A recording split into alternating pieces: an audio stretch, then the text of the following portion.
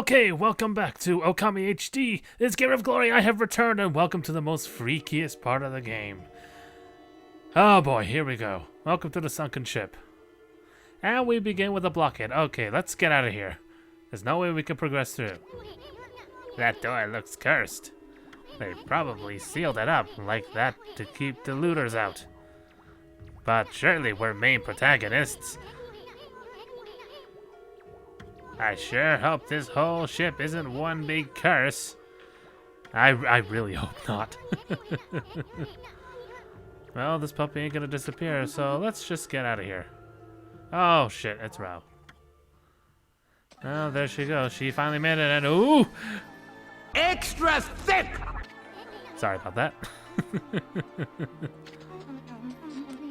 You're already here, both of you. I'm sorry. Amaterasu, what are you looking at? Hey, she can't help it. I like how her mouth was open all this time. Yes, this is where the fox rods Queen Himiko are looking for. Kinda, I think. It was sunk by the water dragon and now it's filled with monsters. Where the monsters come from, I don't know. Surely her holy powers can easily deal with a few dozen monsters. There's nothing to worry about, says her. Let's go in. Is she looking at her hand? Ami's still looking at her. So dreadfully weird. Was it sealed up like that to keep looters out? Or maybe it's the curse of those who died when the water dragon sunk their ship. Yeah. That thing's seething with intensely evil power. How can you tell? I don't know, the script said so. Alright, so Rao's probably going to travel with us. And guess how she's going to do it? Out of her cleavage, she pulls out the prayer slips. It's time we joined forces, Amaterasu. There'll be more barriers sealed up by magic as we get further inside. And by many more, it's around like 2. Anyway, now we have a party member. I really don't want to have another party member. But this is a bit of a unique mechanic. See this cursed door right over here? You can't get past that, of course. So, by using the celestial brush, you could hover your brush over the prayer slips on her hand and traveling it on the door, like so. See the black smoke? Make sure she throws the damn thing at the door.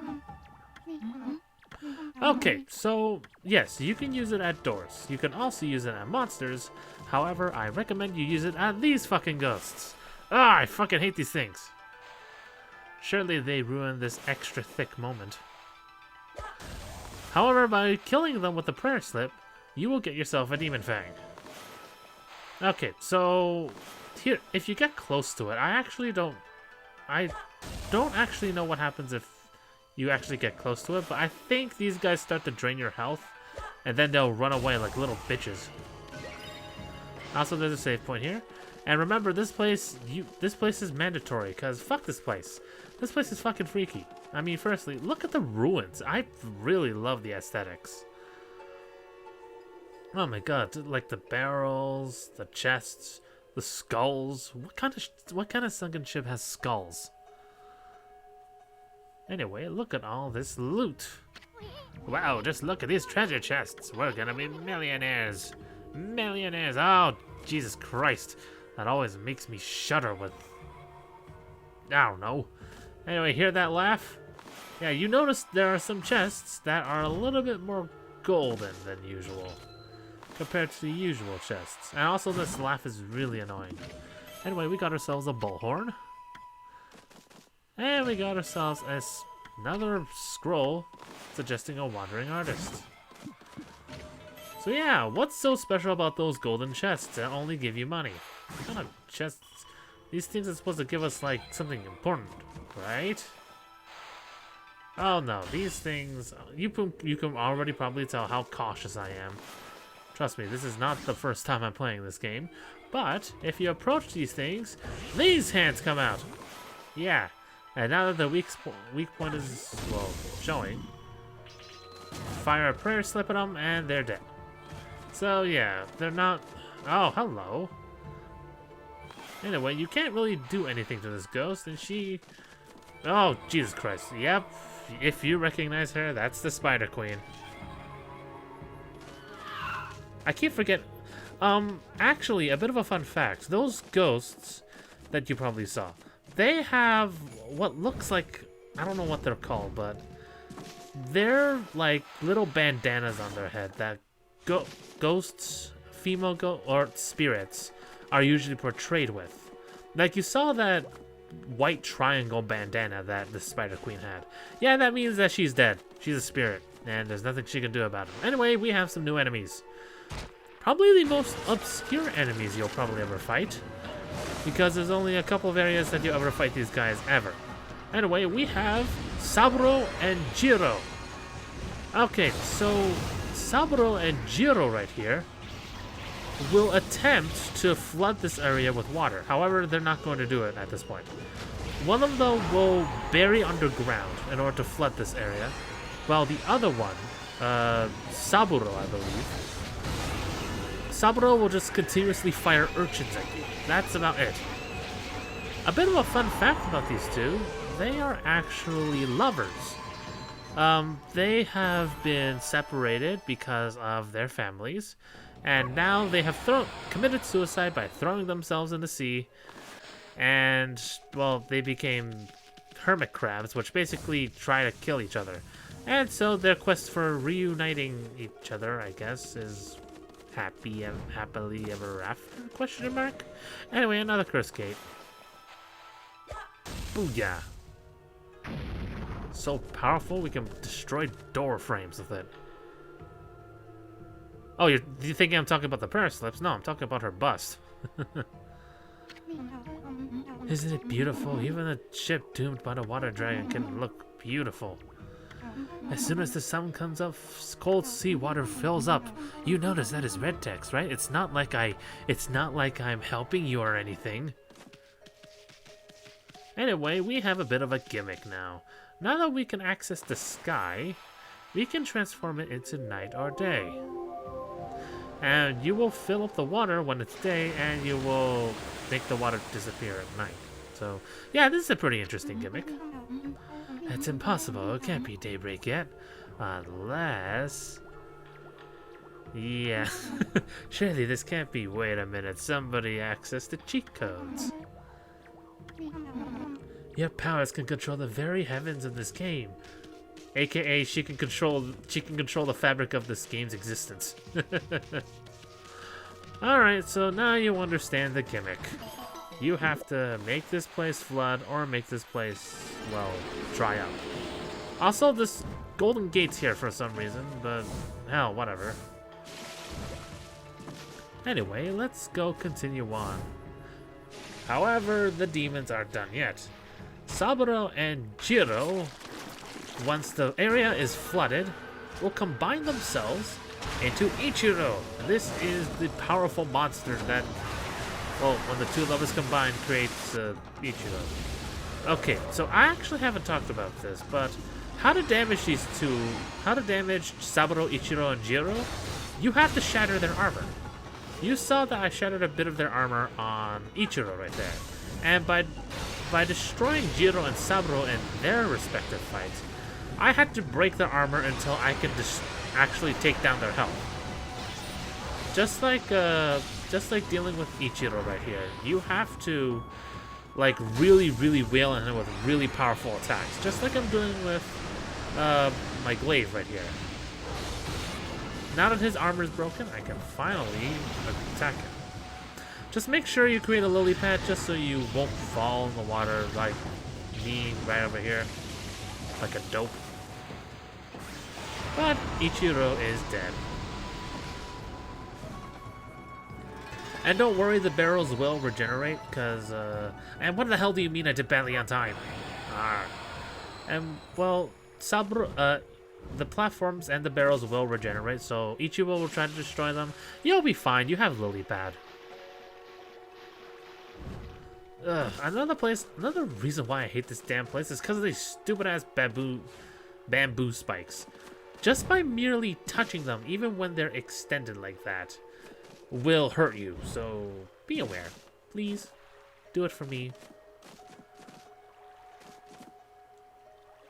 Alright, so you can tell I'm being very cautious here because this place fucking scares the shit out of me. You see those dolls right there? They're commonly used on Japanese horror games. I believe Ju-on the Grudge actually uses them a couple of times, along with cats. I don't understand Ju-on the Grudge's fascination for cats, but okay, whatever. I should play that game one day. Ju-on the Grudge. Have you guys ever heard of it? It's like the trope on the female who has hair covering her face, crawling on all fours, maybe doing like an exorcist walk.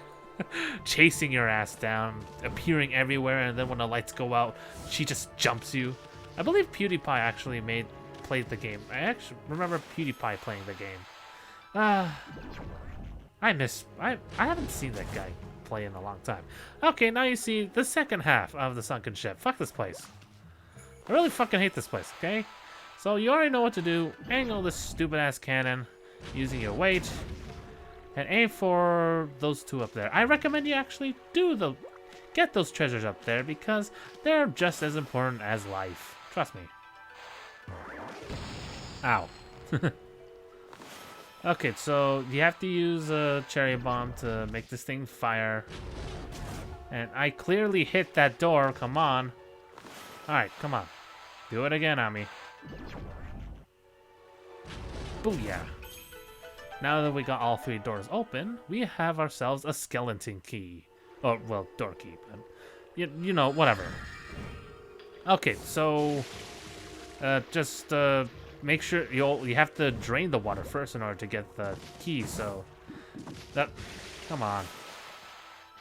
Okay, so we got ourselves a Poyo. That's actually the first Gen 4 game that I actually played. And we got ourselves a sun fragment. Yes, the sun. Please get the sun fragment. You really don't want to go back to this damn place, cause. Okay. Fourthly, those skeletons, when you slash them, they chuckle. Okay. Yeah, that kind of still freaks me out even to this day. And if you notice, there were some ghosts. Yeah, I know, it's very annoying. Just make sure you constantly use lily pads so that way you don't drown in this damn place. So I'm being very cautious here because there's only 2 groups of ghosts in this place. Right over here. If you try to speedrun this place, you will get haunted by these stupid ass ghosts. And I do recommend that you actually deal with them because I believe if you leave them, well, if you let them touch you, I believe they will suck away your health and your mana, your ink pots. And it just gets really annoying because I really don't like this place. It's a very slow crawl, in my opinion. Okay, so anyway, right here we got a stray bead. Yes, another reason why I don't like this place, because they have stray beads in this fucking place. Alright, so right over here we have ourselves an open part of the sea, actually. And suddenly this giant-ass hand comes out and tries to slam on your face. How's your Saturday? Well, at least it didn't break the thing. And if you can see right over there, right in there, you can see something breathing. Okay, this is probably one of the most creepiest parts of the game, in my opinion. This thing will constantly chase you. Not only that, but he will attack with his giant-ass hands and will continuously slam down on your face. That gets really fucking annoying. This is what he will do when you're on the bridges. Because he looks like he's expanding and contracting. Ugh! It scares the fuck out of me. Alright, so now... Okay, so a bit of a dumb fuck moment. You're supposed to get this barrel and roll it across in order to get it latched on those hooks. The problem is, I kind of forgot to do it. Don't worry, I'm gonna show you how, but this is what happens, well, when you reach this... Ow! And I fall. And this is what happens when you're in open water with this stupid-ass thing right in here. Also, I neglect to mention, but that little pond thing on the bottom, whatever his main body, it will actually actively chase you while the water is up on the level. So, please. And at this point, this is the part where I actually forget. Sorry about that. It seems to happen sometimes. Okay, so this is what you have to do with the barrel. Oh my god, this thing is... By the way, I'm not doing anything, but that monster's body right over there, it's actually actively crawling towards you. Fun fact, this thing will actually try to attack you if you're actually right on top of it. Like, it will, like, expand its body, reaching the surface, and it'll damage you. And that really is scary. Okay, cut all the way here. Now that we have the barrels acting like a counterweight, we can now make the moon rise. And that instantly drowns the water. Now that we have a way back... hint, hint. The music is making me smart. Now that we have a way back, let's deal with that stupid-ass seaweed monster. Come on. I didn't mention about the double jump, but the double jump can be a little finicky because you can't double wall jump. And here it is. This thing looks freaking ugly. I would have assumed that this thing would die when the water is like down, but that's not poetic justice enough. Let's go roll these spiky barrels on this asshole, causing so much freaking trouble and causing me to give nightmares. Fun fact, actually, in the Wii version and the PS2 version, you can easily die to this thing if you even land on it, because it will constantly do damage on you when you land on it, and it's like it makes you stay in one place. In this iteration, however, PS3 version, it'll just make you it'll actually actively throw you away, so you're going to be fine. Alright, we're actually at the pinnacle of the end of this stupid-ass place. I fucking hate this place. Can we get out of here now? Why is this door, like, actively blinking? I don't understand that. What makes this door so special? Alright, here we go. And that's that for that room.